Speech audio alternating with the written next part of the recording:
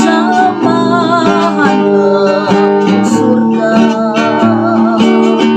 membimbing di jalan yang ku tempuh.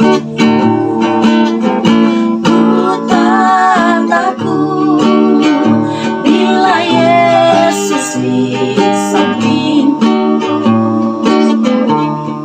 karena ku aman di lengannya. Walau badai serang awan gelap, ku takkan gentar, karena ku aman dalam lengan Allah. Dia sertaku, bahaya tak mengancam, karena ku aman di lengannya. Walau badai serang awan gelap, ku takkan gentar, karena ku aman dalam lengan Allah. Dia sertaku, bahaya tak mengancam, karena ku aman di lengannya. Oh ya, pasti aman di lengannya.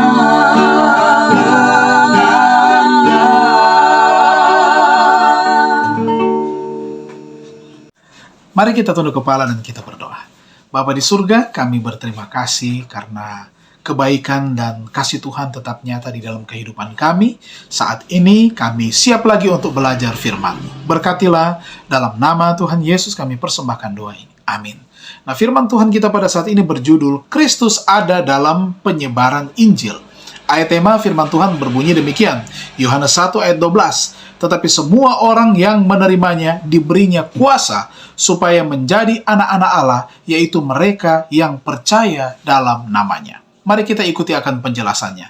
Nah, dari zaman Paulus sampai kepada hari ini, Allah melalui Roh Kudus-Nya telah memanggil orang-orang Yahudi maupun orang-orang kafir.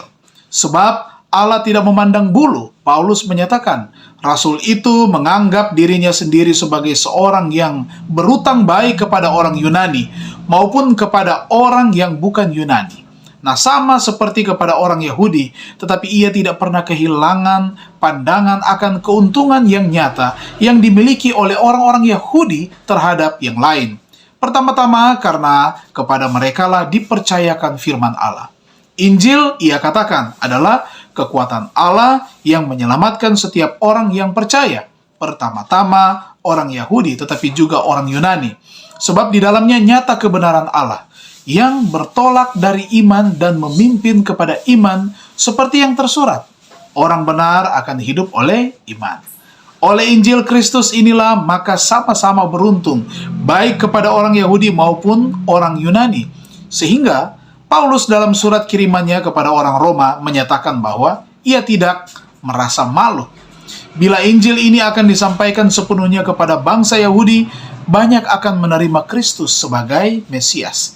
Di antara pekerja-pekerja hanya sedikit dari mereka yang dipanggil untuk bekerja bagi bangsa Yahudi.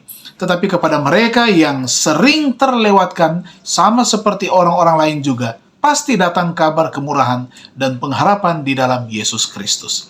Dalam penutupan pemberitaan Injil itu, bila pekabaran khusus telah dilakukan bagi golongan-golongan yang terlewatkan sampai pada saat itu, Allah mengharapkan juru kabar-juru-kabarnya untuk mengambil perhatian khusus kepada umat Yahudi dan mereka temukan di seluruh muka bumi. Sementara tulisan-tulisan perjanjian lama disatu padukan dengan perjanjian baru dalam suatu penjelasan maksud Allah yang abadi ini akan jadi bagi kebanyakan orang Yahudi seperti suatu fajar ciptaan baru, suatu kebangkitan jiwa. Sementara mereka melihat Kristus ada dalam penyebaran Injil melalui tulisan-tulisan Perjanjian Lama dan merasa betapa jelasnya Perjanjian Baru menerangkan yang lama, segala kesanggupan mereka yang tertidur akan dibangkitkan dan mereka akan mengenal Kristus sebagai juru selamat dunia.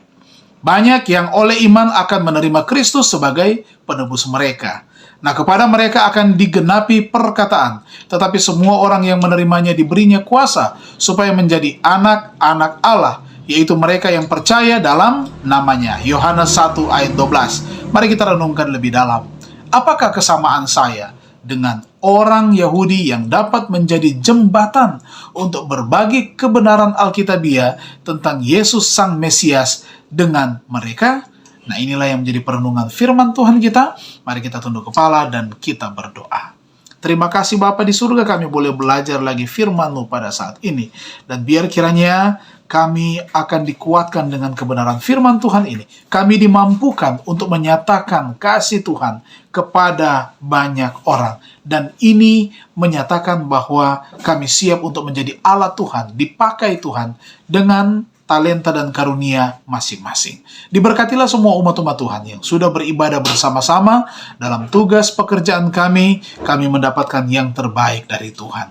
Karena inilah yang menjadi doa dan sembahyang kami. Anak-anak kami, orang tua kami, keluarga besar kami serahkan ke dalam tangan kasih-Mu. Di dalam nama Tuhan Yesus kami persembahkan doa ini. Amin. Terima kasih, Tuhan memberkati kita semua.